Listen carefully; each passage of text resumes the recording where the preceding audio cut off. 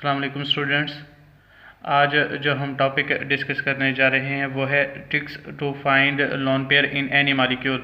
मतलब मॉलिक्यूल के अंदर सेंट्रल एटम पर कितने लोन पेयर होंगे वो हम मालूम कर सकते हैं। हमें सिर्फ दो चीज़ें पता होनी चाहिए।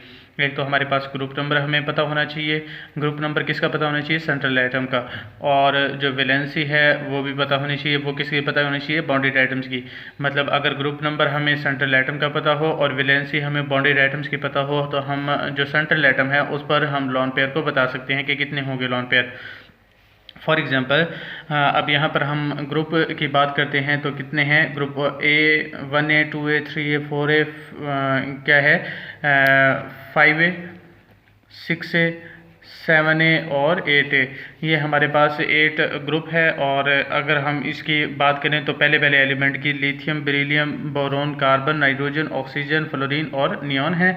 और अगर हम इनकी इलेक्ट्रॉनिक कॉन्फ़िगरेशन लिखे सिर्फ वैलेंस शेल की, क्योंकि हमें वैलेंस शेल का पता होना चाहिए सिर्फ, तो वैलेंस शेल की इलेक्ट्रॉनिक कॉन्फ़िगरेशन लिखे। वैसे अगर ये ना भी लिखे तो हमें कोई फ़र्क नहीं पड़ेगा, क्योंकि हमें मेन जो चीज़ पता होनी चाहिए वो क्या पता होनी चाहिए? ग्रुप नंबर पता होना चाहिए सेंट्रल एटम का।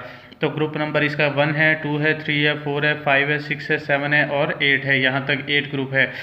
उसके बाद अगर दूसरी चीज़, एक तो हमें ग्रुप नंबर पता होनी चाहिए थी और दूसरी चीज़ हमें वैलेंसी पता होनी चाहिए थी। तो वैलेंसी किस तरह मालूम कर सकते हैं? तो क्या कहता है कि 1, 2, 3 और 4 तक, मतलब कार्बन फैमिली तक अगर हम देखें तो ग्रुप नंबर जो है ना वो किस चीज़ के इक्वल होता है? ग्रुप नंबर या नंबर ऑफ इलेक्ट्रॉन्स, कोई भी चीज़ कह लें, या ग्रुप नंबर या नंबर ऑफ इलेक्ट्रॉन्स जो हैं वो किस चीज़ के इक्वल होंगे? वैलेंसी के इक्वल होंगे। क्लियर हो जाएगी बात।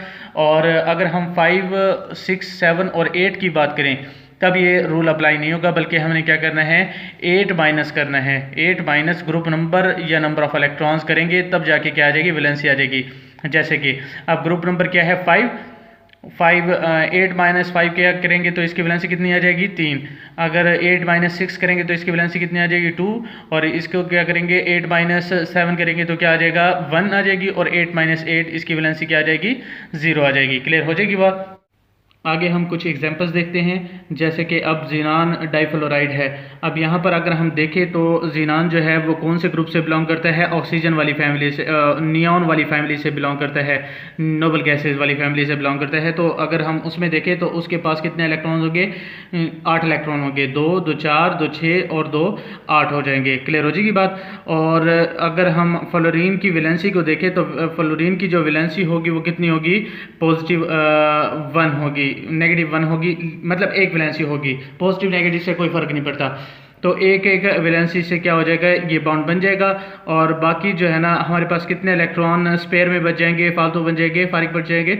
1, 2, 3, 4, 5, 6, मतलब 6 इलेक्ट्रॉन बच गए हैं। तो एक इलेक्ट्रॉन, 2 इलेक्ट्रॉन जो है ना मिलकर वो क्या बना देते हैं? एक लोन पेयर बना देते हैं। तो यहाँ पर हमारे पास कितने लोन पेयर बन जाएंगे?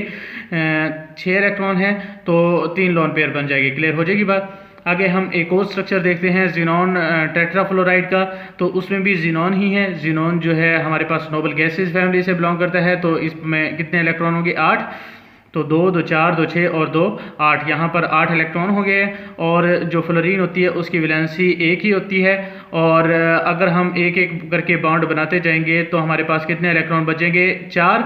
और 2 मिलकर एक लोन पेयर बनाएंगे, 2 मिलकर एक लोन पेयर बनाएंगे। तो कितने लोन पेयर हो जाएंगे? 2 लोन पेयर हो जाएंगे। क्लियर हो जाएगी बात। आगे हम ज़ीनॉन हेक्साफ्लोराइड की बात करें। ज़ीनॉन हेक्साफ्लोराइड की बात करें तो क्या होता है कि 8 इलेक्ट्रॉन वही हमारे पास, क्योंकि नोबल गैसेज से बिलोंग करता है तो 8 इलेक्ट्रॉन हो गए। उसके बाद अगर फ्लोरीन की देखें तो एक वैलेंसी है तो एक एक करके हमने बॉन्ड बनाया तो बाकी हमारे पास कितने इलेक्ट्रॉन बच गए? 2 बच गए। और 2 इलेक्ट्रॉन जो है ना एक लोन पेयर बना देंगे। क्लियर हो जाएगी बात। आगे एक और एग्जांपल है। आगे हम वाटर की बात करें तो उसमें भी ऐसे ही है। अब वाटर के केस में देखें तो ऑक्सीजन जो है सेंट्रल एटम है तो उसका ग्रुप नंबर क्या है? हमारे पास 6 होता है। ये 6 ग्रुप से बिलोंग करती है। तो हमारे पास 1, 2, 3, 4, 5, 6 इलेक्ट्रॉन आ गए।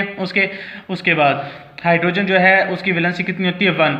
अब पॉजिटिव 1 आ गई है। पीछे हमने फ्लोरीन की नेगेटिव 1 देखी थी, लेकिन केस सब में सेम ही है। मैंने आपको पहले भी बताया है कि पॉजिटिव वैलेंसी हो या नेगेटिव वैलेंसी हो, उससे कोई फ़र्क नहीं पड़ता, बस आपने बॉन्ड बनाने हैं। तो हाइड्रोजन के कितने बॉन्ड बन जाएंगे, 2 हाइड्रोजन एक एक करके बॉन्ड बना लेगा, तो बाकी हमारे पास कितने इलेक्ट्रॉन बच जाएंगे, 4 इलेक्ट्रॉन बच जाएंगे। तो ये एक लॉन पेयर बना देगा और 2 इलेक्ट्रॉन एक लॉन पेयर बना देंगे, तो हमारे पास जो वाटर के केस में कितने लॉन पेयर आ जाएंगे, 2 आ जाएंगे। क्लियर हो जाएगी बात। आगे हमारे पास डाई हाइड्रोजन सल्फाइड का जो स्ट्रक्चर है इसको भी हमने देखना है। तो आपने इसके अंदर सेंट्रल एटम और बॉन्डेड एटम जो है उनकी जो वैलेंसी और ग्रुप नंबर को फाइंड आउट करके और उसके अंदर लॉन पेयर को बताना है। आप इसका जो इसके अंदर से लॉन पेयर को मालूम करें और कमेंट सेक्शन में इसको हल करके बताएं। अगर कोई भी प्रॉब्लम आ रही है तो फिर आप मुझसे पूछ सकते हैं कमेंट सेक्शन में, मैं आपको अगली वीडियोज़ में उसको आंसर दे दूँगा। ठीक है जी, थैंक यू, अल्लाह हाफिज़।